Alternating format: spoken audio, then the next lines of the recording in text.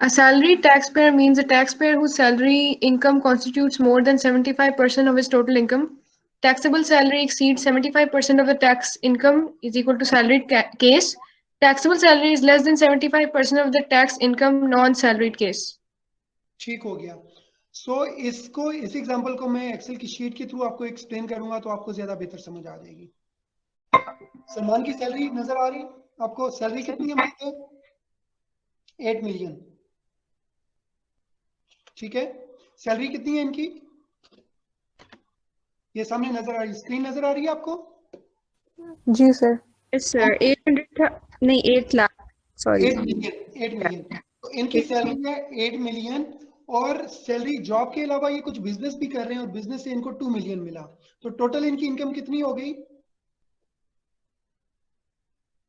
8 million और plus 2 million, 8 plus 2 10 million. तो scenario ये है कि हमने इन साहब का डिटरमिन करना है कि क्या ये सैलरीड पर्सन है या नॉन सैलरीड पर्सन है. सो लॉ क्या कहते हैं कि अगर उस बंदे की सैलरी ग्रेटर देन 75% होगी तो वो बंदा सैलरीड कंसिडर होगा. तो अब हमने देखना है कि इनकी टोटल इनकम जो 10 मिलियन है, सैलरी टोटल इनकम का कितने परसेंट है. तो सैलरी टोटल इनकम का कितना परसेंट है? 8 मिलियन सैलरी है, टोटल इनकम का ये कितने परसेंट है? 80%. 80%. इट मींस कि इस साल इन्होंने 8 मिलियन सैलरी से कमाया, 2 मिलियन बिजनेस से कमाया, टोटल 10 मिलियन इनकी इनकम है. तो हम देखेंगे कि अगर इनको हमने सैलरीड पर्सन कंसिडर करना है तो हम देखेंगे कि सैलरी टोटल इनकम का कितने परसेंट है. तो हमने सैलरी को टोटल इनकम से डिवाइड किया. We have divided salary to total, so वो 80% हो गया. तो इसका मतलब है बिजनेस इनकम कितने परसेंट हो गया फिर टोटल का? 20%. तो लॉ कहता है कि in order to qualify a person as a salaried person, आपकी इनकम जो है it must be greater than 75%. Salary income it must be greater than 75% of the total income.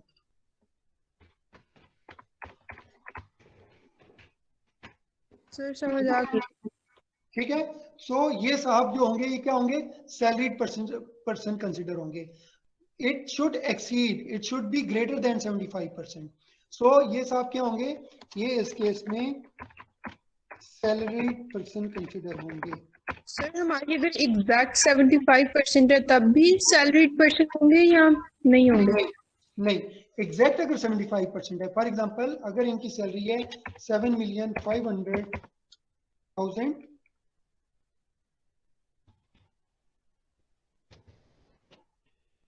Exact 75% है तो then he is not a salary person, he is a non salaried person.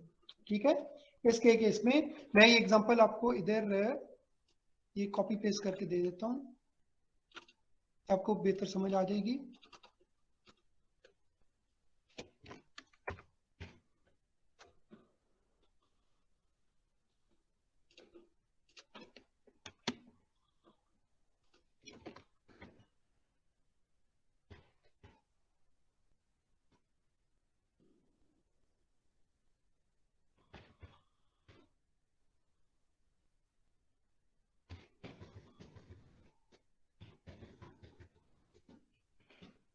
So in case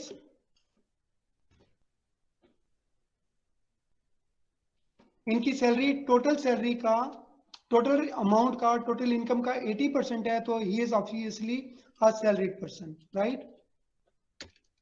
उसके case में ये salaried person है. अगर ये exact 75% है तो since does it exceed 75%, criteria क्या है? Salary income must exceed 75%. सो क्या सैलरी 75% से एक्सीड कर रही है? It equals. सो ये फिर नॉन सैलरीड पर्सन है. अगर आप 75% को एग्जैक्ट मैच करते हैं तो आप नॉन सैलरीड पर्सन कंसिडर होंगे. और अगर आपकी सैलरी 7 मिलियन है और बिजनेस इनकम आपकी 3 मिलियन है, सो आपकी सैलरी टोटल का कितने पार्ट है? 70%. So it is lower than 75%. तो again you are a non salaried person या you are a business individual. तो गॉट इट? समझ आ गई? कोई बच्चा इसको एक्सप्लेन करेगा इस एग्जांपल को? सर मैं कर देती हूँ जी कि अगर हमारी जो है वो टोटल इनकम का 75% से ज़्यादा है तो वो सैलरीड पर्सन होगा।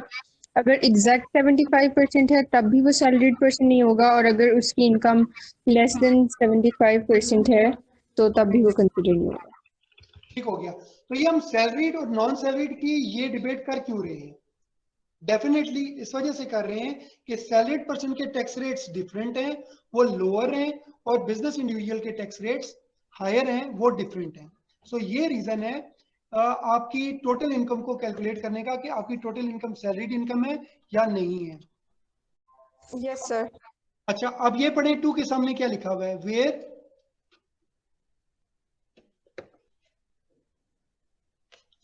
Where the income of an individual, पढ़े any student. So where the income of an individual chargeable under the head salary exceeds 75% of his taxable income, the rates of the tax to be paid shall be as set out in the following table, namely. तो इसका मतलब ये है कि ये mid में क्या लिखा हुआ है, सैलरी एक्सीड्स 75%। इसका मतलब है अगर सैलरी आपकी 75% से एक्सीड करती है तो तब ये वाला टेबल जो है सैलरी वाला ये अप्लाई होगा। ठीक है, अगर सैलरी इक्वल्स सो ये वाला टेबल अप्लाई नहीं होगा।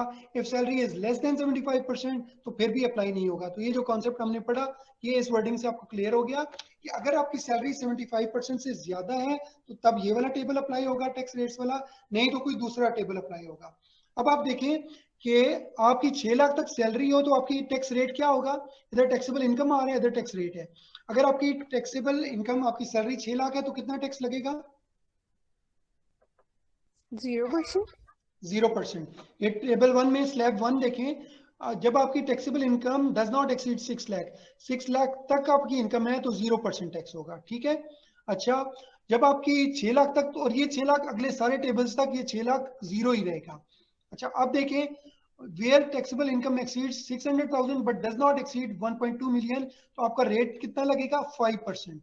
मेरा सवाल है अगर आपकी सैलरी 7 लाख है तो 6 लाख, उस 7 लाख में से 6 लाख के ऊपर कितना टैक्स होगा? 0. जीरो। तो बकाया जो 1 लाख है उसके ऊपर 5% टैक्स होगा, तो 1 लाख का 5% कितना बन गया? 5,000। सो अगर आपकी सैलरी 7 लाख है तो टैक्स कितना हो गया? 5%। 1 लाख का 5%, 5,000। अच्छा, अगर आपकी सैलरी 8 लाख है तो फिर क्या होगा? 6 लाख तक कोई टैक्स नहीं होगा, 8 लाख में से 6 लाख निकल गया, बकाया कितना रह गया? फिर 3 लाख के ऊपर 5% लग जाएगा। जो 3 लाख 2 लाख जो भी है उसके ऊपर 5% लग जाएगा। अच्छा, अब मेरा सवाल ये है कि 2 के हाईएस्ट अमाउंट क्या है? स्लैब 2 की हाईएस्ट अमाउंट क्या है? 12 लाख। तो 12 लाख, अगर मैं आपसे कहूं कि मुझे, बहुत सिंपल सा टेबल है लेकिन थोड़ी सी आपको ट्रिक चाहिए। अगर 12 लाख आपकी सैलरी है तो टैक्स कितना होगा? उसका सवाल ये है कि 6 लाख तक तो कोई टैक्स नहीं होगा, बकाया कितने बचे? 6 6 लाख। लाख। तो 6 लाख के ऊपर 5% करें तो कितनी अमाउंट बनती है? 30,000। 30,000। ये 30,000 इमीडिएटली नेक्स्ट टेबल के अंदर लिखा हुआ होता है हमेशा। तो आप देखें कि 12 लाख के ऊपर अगर आपने टैक्स निकालना है तो इमीडिएटली नेक्स्ट टेबल में रेट के ऊपर सबसे पहली अमाउंट 30,000 लिखी हुई है। इसका मतलब है 12 लाख तक टैक्स कितना है? 30,000। 30,000। अगर लेट सपोज 13 लाख है आपकी सैलरी तो फिर क्या होगा? 12 लाख तक तो 30,000 है, फिर आपको 6 वाला कैलकुलेशन करने की जरूरत नहीं है, वो टैक्स लाने ऑटोमेटिकली करके दी। अच्छा, अगर आपकी सैलरी 13 लाख है तो टैक्स किस तरह से कैलकुलेट होगा? 12 लाख के ऊपर कितना टैक्स होगा? 30,000।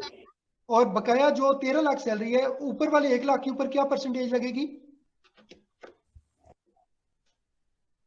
10%। 10%। अच्छा, अब अगर आपकी सैलरी 18 लाख है तो टैक्स कितना होगा? वो इमीडिएटली नेक्स्ट स्लैब में लिखा हुआ है। अगर आपकी सैलरी 18 लाख है तो आपका टैक्स कितना होगा? 90,000। 90,000। Very good. और अगर आपका टैक्स 25 लाख है, अगर आपकी सैलरी 25 लाख है तो टैक्स कितना होगा? 1,95,000। 1,95,000। और अगर आपकी सैलरी 26 लाख है, 25 लाख के ऊपर 195, तो ऊपर वाले 1 लाख रुपए के ऊपर कितने % टैक्स लगेगा? 17.5। Very good. सो ये टेबल आपको समझाने की जरूरत थी। अगर ये टेबल आप ना समझते तो आपको समझ बिल्कुल नहीं आनी थी आज के सारे कॉन्सेप्ट। सो ये टेबल लाजमी मैं आपको सेंड कर दूंगा सेपरेट से भी। सो ये है जी सैलरी का टेबल। तो सैलरी का बेसिक क्या है, कितनी सैलरी हो तो टैक्स नहीं लगता? 6 लाख। 6 लाख। इसी का अगर बिजनेस का देखें तो इसी के पीछे एक टेबल है, 1 मिनट लगेगा उस पे। उसके लिए क्या है, उसके लिए बेसिक एग्जेम्पशन कितनी है? 4 लाख।